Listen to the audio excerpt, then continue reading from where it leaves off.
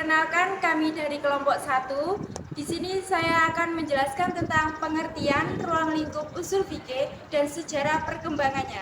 Halo semuanya, perkenalkan nama saya Imelda Suryawaji Bapukas. Saya di sini akan menjelaskan tentang pengertian usul fikih. Sebelum saya menjelaskan tentang pengertian usul fikih, saya akan menjelaskan tentang pengertian fikih. Fikih merupakan bentuk masdar dari kata fakihah yang sama dengan al-ilmu, sehingga diartikan sebagai pemahaman atau pengetahuan yang mendalam secara utuh. Untuk usul fikih sendiri memiliki arti ilmu yang mempelajari tentang penggalian dan penetapan hukum Islam. Usul fikih dan fikih memiliki perbedaan loh. Secara materi, fikih membahas tentang hukum syara yang amaliyah, sedangkan usul fikih berisi tentang penetapan hukum Islam. Untuk materi selanjutnya akan disampaikan oleh teman saya. Hai, perkenalkan nama saya Rindi Lailatul Qairiyah. Di sini saya akan melanjutkan materi yang telah disampaikan oleh teman saya. Materi yang saya sampaikan adalah ruang lingkup usul fikih. Kalian tahu nggak sih apa ilmu usul fikih itu? Ilmu usul fikih secara umum membahas tentang dalil-dalil syara' dan cara menunjukkan sebagai dasar hukum perbuatan mukallaf. Dalil-dalil yang memperkuat fikih adalah Al-Quran dan juga hadis. Secara rinci ada beberapa kajian usul fikih. Yang pertama, sumber hukum Islam, yaitu Al-Quran dan juga hadis. Kedua sumber ini merupakan sumber primer, sehingga semua ketetapan hukum Islam harus dilandasi dari dalil Al-Quran dan juga hadis. Nah, yang kedua, pembahasan ijtihad dan mujtahid. Kajian ini meliputi ruang lingkup ijtihad, yaitu bidang mana saja yang termasuk wilayah ijtihad dan bidang mana saja yang bukan termasuk wilayah ijtihad. Di samping itu kualifikasi mujtahid dibahas dalam hal menyangkut syarat-syarat kemampuan dalam berijtihad. Yang ketiga ada hukum syara'. Hukum ini terbagi menjadi dua, yaitu hukum taklifi dan hukum wad'i. Hukum taklifi berupa tuntunan untuk berbuat atau untuk tidak berbuat. Dan hukum wad'i adalah hukum pengkondisian sesuatu yang meliputi sah, syarat, dan sebab. Yang keempat ada kaidah dan cara penggunaannya, yaitu kaidahnya digunakan dalam mengistimbatkan hukum syara' meliputi kaidah kebahasaan.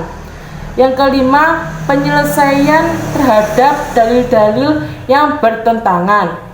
Kajian ini menyangkut masalah bagaimana mencari jalan keluar jika terjadi pertentangan dalil secara zahir atau tekstual. Sekian materi yang saya sampaikan, selanjutnya akan disampaikan oleh teman saya. Perkenalkan, nama saya Amalia Ainur Rahmatiana. Saya di sini akan melanjutkan materi tentang usul fikih. Sejarah usul fikih pada abad pertama masa Nabi Muhammad dan para sahabat belum ada pembicaraan tentang usul fikih dengan segala bentuk kaidah-kaidahnya. Acuan hukum Islam pada zaman dahulu langsung diputuskan oleh Rasulullah SAW berdasarkan wahyu ilahi yang terkandung dalam Al-Quran. Kemudian pada masa sahabat setelah Nabi wafat, dalam membuat keputusan hukum Islam, para sahabat langsung mengacu pada nas atau Al-Quran dan hadis. Selain itu, dengan pernah hidup pada masa Rasulullah juga menjadi nilai plus tersendiri bagi para sahabat. Di samping keberkahan sunnah atau hidup semasa Nabi, mereka juga mengetahui langsung faktor historis turunnya Al-Quran dan hadis yang berkaitan dengan hukum tertentu. Pasca generasi sahabat, wilayah kekuasaan Islam semakin luas, sehingga pemeluk Islam semakin banyak dari berbagai bangsa dengan tipikal geografis yang berbeda. Terjadilah asimilasi bangsa Arab dengan bangsa-bangsa lain. Akibat orisinalitas bangsa Arab mulai terancam, sehingga banyak kerancuan. Hal ini mendorong untuk dilakukan batasan dan kaidah bahasa demi menjaga orisinalitas yang telah hilang. Dengan demikian, pemahaman nas tetap terkontrol sebagaimana saat dipahami oleh penerima nas tempo dulu. Dasar arus besar Madrasah Ushul Fiqih. Masa pembentukan hukum Islam yang telah berlangsung lama, muncullah dua aliran usul fikih dengan metode yang berbeda, yaitu Madrasah Ahlu Al-Hadis dan Madrasah Ahlu Ar-Ra'yu. Perbedaan Ahlu Hadis membatasi kajian pada Al-Quran dan hadis Nabi. Mereka sangat berhati-hati dalam melangkah lebih jauh dan mereka tidak mendukung kaidah-kaidah nalar.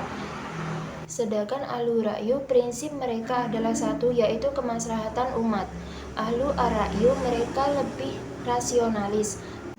Pada fase ini, muncul pula kelompok yang melenceng dari batasan wajar. Mereka lebih menggunakan nafsu untuk menjadikan dalil. Kondisi memprihatinkan ini semakin mendesak untuk segera disusun batasan dan bahasan dalil-dalil dan cara penggunaannya. Dari sinilah mulai terbentuk usul fikih.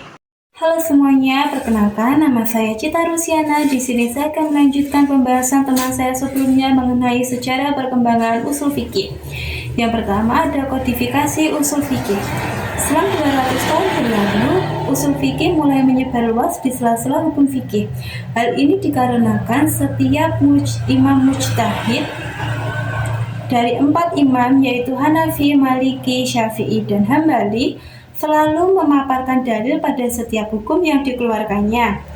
Dan juga Imam Abu Yusuf adalah orang yang pertama kali menghimpun kaidah yang tersebar itu ke dalam sebuah kitab tersendiri. Dan beliau juga penganut mazhab Hanafi. Sementara Imam Muhammad bin Idris Asy-Syafi'i atau bisa dikenal juga dengan nama Imam Syafi'i adalah orang yang pertama kali menyusun kitab kaidah-kaidah usul fikih dengan pembahasan yang sistematis dan disertai oleh metode penelitiannya. Kitab ini diberi nama Ar-Risalah. Dan Ar-Risalah ini merupakan kitab karya otoritas pertama dalam bidang usul fikih. Imam Syafi'i sendiri mendapatkan julukan sebagai peletak dasar usul fikih. Dan yang kedua adalah mazhab penulisan usul fikih. Setelah Asy-Syafi'i, para ulama mulai banyak yang menyusun atau menulis kitab usul fikih. Dan dalam penulisan atau penyusunan kitab ini muncullah dua mazhab, yaitu mazhab teolog atau mazhab Hanafi. Dan tentunya kedua mazhab ini memiliki karakter yang berbeda-beda. Karakter dari mazhab teolog adalah pembuktian terhadap kaidah-kaidah dan pembahasannya secara logis dan rasionalis serta didukung dengan dalil-dalil yang ada. Selanjutnya, mayoritas pengguna mazhab teolog ini adalah ulama dari Malikiyah dan Syafi'iyah. Dan kitab-kitab yang populer yang menggunakan metode ini adalah kitab Al-Mustafa karya dari Imam Ghazali dan kitab Al-Minjah karya dari Imam Al-Baidawi.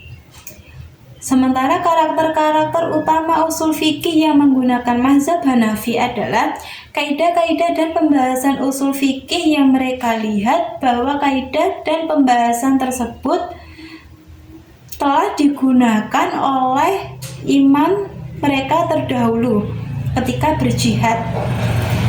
Imam mereka tidaklah meninggalkan kaidah, melainkan meninggalkan furuknya saja. Jadi perbedaan antara mazhab teolog dan mazhab Hanafi ini adalah mazhab teolog dari usul menghasilkan furuk, sedangkan mazhab Hanafi dari furuk menghasilkan usul.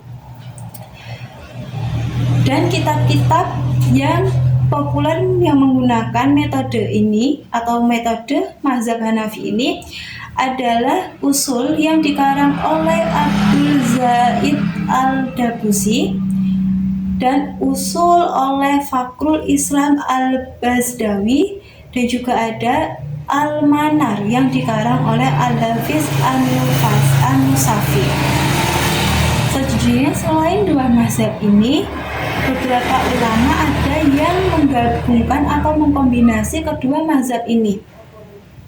Artinya, membuktikan kaidah-kaidah usul fikih sekaligus membenarkan darinya, dan juga menerapkan kaidah-kaidah usul fikih terhadap masalah furu' sekaligus hubungan kaidah dengan masalah tersebut. Sekian penjelasan dari saya. Mohon maaf apabila ada salah kata. Wassalamualaikum warahmatullahi wabarakatuh.